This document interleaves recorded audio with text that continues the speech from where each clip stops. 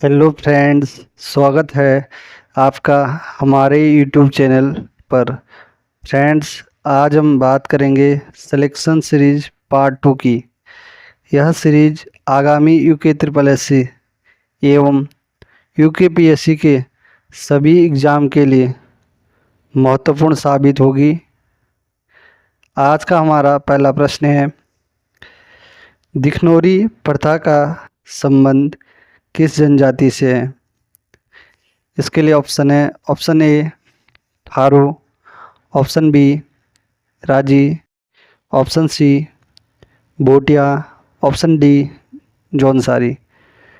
तो इसका correct answer हो जाएगा ऑप्शन नंबर ए थारू। दिखनौरी प्रथा का संबंध थारू जनजाति से है। यह दिखनौरी प्रथा थारुओं में सगाई की रस्म है। यह भी पूछा जा सकता है कि दिखनौरी प्रथा क्या है, तो सगाई की रस्म।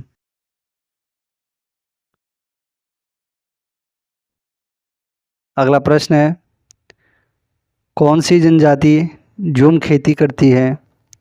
इसके लिए ऑप्शन है, option A Tharu, option B Raji, option C Bhotia, option D Jaunsari. तो इसका करेक्ट आंसर है ऑप्शन नंबर बी। इसका करेक्ट आंसर हो जाएगा राजी जनजाति। राजी जनजाति झूम खेती करती है।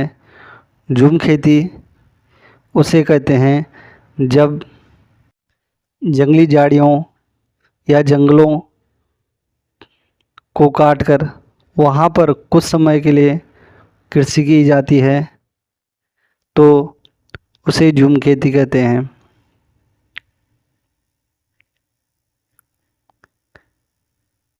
आज का हमारा अगला प्रश्न है, हरिपद कोमल कमल से कौन सा अलंकार है?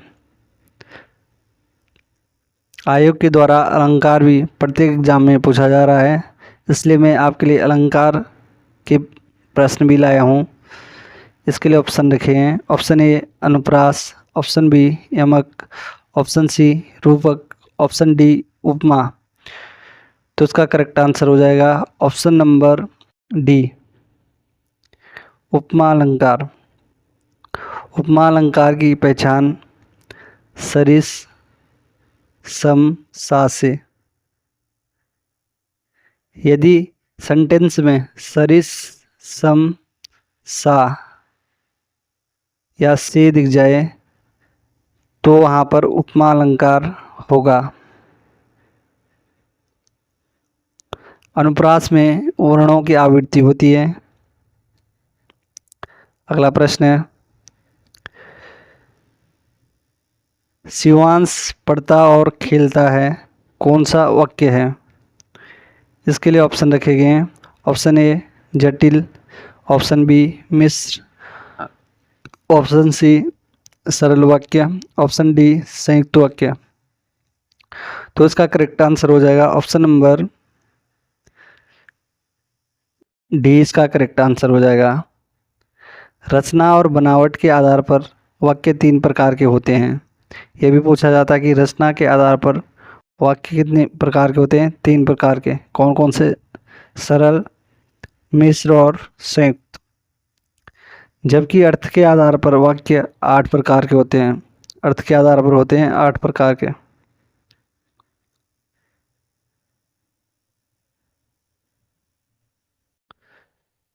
संयुक्त वाक्य की पहचान क्या है? इस वाक्य में एवं और क्योंकि, किंतु, परंतु आदि शब्द वाक्य के बीच में आते हैं, तो वहाँ पर संयुक्त वाक्य होता है। जैसे यहाँ पर आया है और में, और शिवांश पढ़ता और खेलता है, तो इसमें संयुक्त वाक्य हो जाएगा। आज का हमारा अगला प्रश्न है,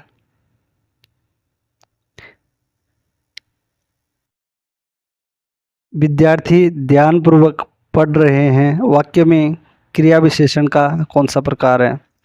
तो उसके लिए ऑप्शन है, ऑप्शन ए रीतिवाचक, ऑप्शन बी कालवाचक, ऑप्शन सी स्थानवाचक, ऑप्शन डी परिमाणवाचक। तो फ्रेंड्स, जो क्रिया विशेषण होते हैं वो 4 प्रकार के होते हैं, रीतिवाचक, कालवाचक, स्थानवाचक और परिमाणवाचक।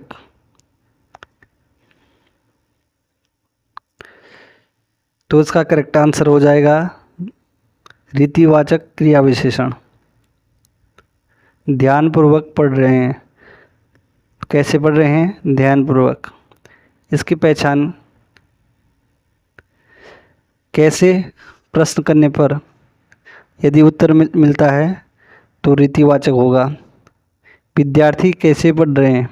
ध्यानपूर्वक पढ़ रहे हैं, तो उत्तर मिल रहा है कैसे पढ़ रहे हैं। रीति का पता चल रहा है किस रीति से पढ़ रहे हैं, तो कैसे पढ़ रहे हैं? ध्यानपूर्वक, तो रीतिवाचक होगा। कालवाचक क्रिया विशेषण की पहचान कब कब से करते हैं? राम सुबह से पढ़ रहा है, तो हम प्रश्न करेंगे राम कब से पढ़ रहा है। यदि उत्तर मिल रहा है कि सुबह से पढ़ रहा है, तो कालवाचक हो जाएगा। स्थानवाचक, ऑप्शन सी की अगर बात करें, स्थानवाचक, स्थानवाचक कहाँ?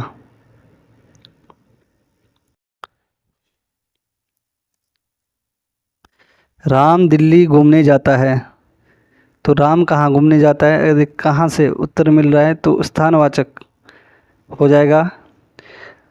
ऑप्शन डी परिमाणवाचक में कितना प्रश्न करने पर,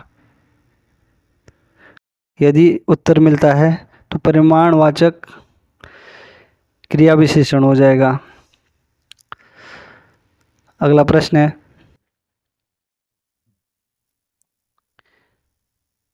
निम्नलिखित शब्दों में से शुद्ध वर्तनी छांटिए। ऑप्शन ए है अनधिकार, ऑप्शन बी अनाधिकार, ऑप्शन सी अनधिकार, ऑप्शन डी सभी गलत हैं। तो फ्रेंड्स, जैसे कि आपको पता है कि शुद्ध वर्तनी से डायरेक्टली एक प्रश्न प्रत्येक एग्जाम में पूछा जा रहा है, तो इसका जो आंसर हो जाएगा अनधिकार। अनधिकार एकदम करेक्ट आंसर हो जाएगा इसका। अगला प्रश्न है, पटरंग वाली क्या है? इसके लिए ऑप्शन है, ऑप्शन ए परिधान, ऑप्शन बी अफवाह वाली प्रथा, ऑप्शन सी कृषि उपकरण, ऑप्शन डी ज्योतिष शास्त्र। तो इसका करेक्ट आंसर हो जाएगा ऑप्शन बी, इसका करेक्ट आंसर हो जाएगा अफवाह वाली प्रथा। चंद शासक इंद्रचंद के समय यह प्रथा कुमाऊं में प्रचलित थी। उनके समय उनके शासन प्रशासन के संबंध में अफवाहें उड़ाई जाती थी, जिसे कहा जाता था पटरंग वाली। अगला प्रश्न है, धामतारो एक प्रथा है। ऑप्शन है गढ़वाल में विवाह प्रथा, ऑप्शन बी कुमाऊं में विवाह प्रथा, ऑप्शन सी जौनसार में विवाह प्रथा, ऑप्शन डी सभी कथन सही हैं। तो उसका करेक्ट आंसर हो जाएगा कुमाऊं में विवाह प्रथा, इसे ही धामतारो कहते हैं। फ्रेंड्स, यदि आपको प्रश्नों का स्तर अच्छा लग रहा हो तो चैनल को लाइक, सब्सक्राइब, शेयर और कमेंट ज़रूर कीजिए। हार होती है जब मान लिया जाता है, जीत तब होती है जब ठान लिया जाता है। तो फ्रेंड्स, आप सभी भी आगामी भर्तियों की तैयारी में जुट जाइए। सफलता एक न एक दिन ज़रूर मिलती है। अगला प्रश्न है, रवाई कांड किस टिहरी नरेश के समय हुआ था? इसके लिए ऑप्शन रखे गए हैं। Option A Narendra Shah, option B Manvendra Shah, option C Pradyuman Shah, option D Lalit Shah. तो इसका करेक्ट आंसर है option number A, Narendra Shah. Rawai कांड को तिलानी कांड भी कहा जाता है। यह कांड 30 मई 1930 को हुआ था। कब हुआ था? 30 मई 1930।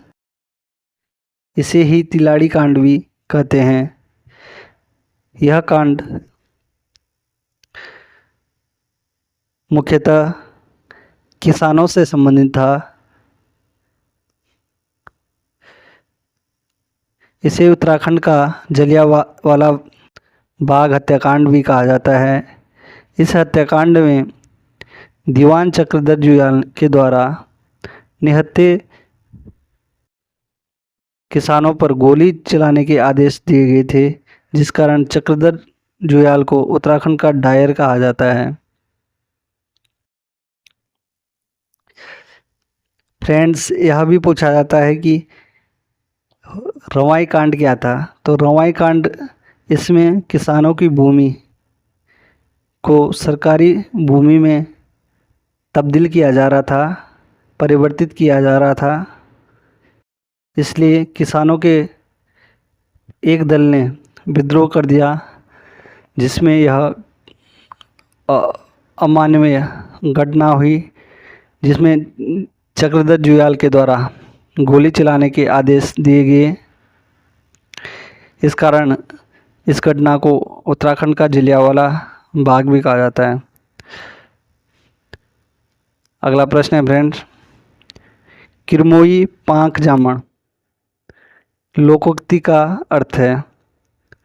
इसके लिए ऑप्शन ए है स्वप्न साकार होना, ऑप्शन बी चींटी पंखों से उड़ती है, ऑप्शन सी उड़ने को तैयार होना, ऑप्शन डी विनाश का समय निकट आना। तो उसका करेक्ट आंसर हो जाएगा ऑप्शन नंबर डी, विनाश का समय निकट आना। किरमोई का अर्थ होता है फ्रेंड्स चींटी, पांख का अर्थ होता है पंख, जामण का अर्थ होता है जमना। कहा जाता है फ्रेंड, जब चींटी के पंख जमते हैं तो उसका विनाश का समय शुरू हो जाता है। अगला प्रश्न है फ्रेंड्स, वह कौन सा शासक था जो पहले चरवाहों से राजा बना? तो इसके लिए ऑप्शन नंबर ए है नानकी चंद, ऑप्शन नंबर बी है बाज बहादुर चंद, ऑप्शन नंबर सी है कीर्ति चंद, ऑप्शन डी है अजीत चंद। तो इसका राइट आंसर हो जाएगा ऑप्शन नंबर बी, इसका करेक्ट आंसर हो जाएगा बाज बहादुर चंद। बाज बहादुर चंद ऐसा शासक था जो चरवाहों से राजा बना था। आज का हमारा अगला प्रश्न है, क्याप और कसब किस विधा की रचना है? फ्रेंड्स, जैसा कि आप सभी को पता है कि एग्ज़ाम में डायरेक्टली रचना न पूछकर उसकी विधा पूछ ली जाती है कि यह किस विधा की रचना है। तो उसके लिए ऑप्शन ए यात्रावृत्त, ऑप्शन बी उपन्यास, ऑप्शन सी नाटक, ऑप्शन डी कहानी। तो इसका करेक्ट आंसर हो जाएगा ऑप्शन नंबर बी, इसका करेक्ट आंसर हो जाएगा क्याप और कसब मनोहर श्याम जोशी के उपन्यास हैं। फ्रेंड्स, तो यह थी हमारी कुछ महत्वपूर्ण हिंदी और उत्तराखंड के प्रश्नों की सीरीज। फ्रेंड्स, यदि आपको प्रश्नों का स्तर अच्छा लगा हो या सीरीज पसंद आई हो तो आप अपनी राय कमेंट में ज़रूर दीजिए और चैनल को लाइक शेयर सब्सक्राइब ज़रूर कीजिए।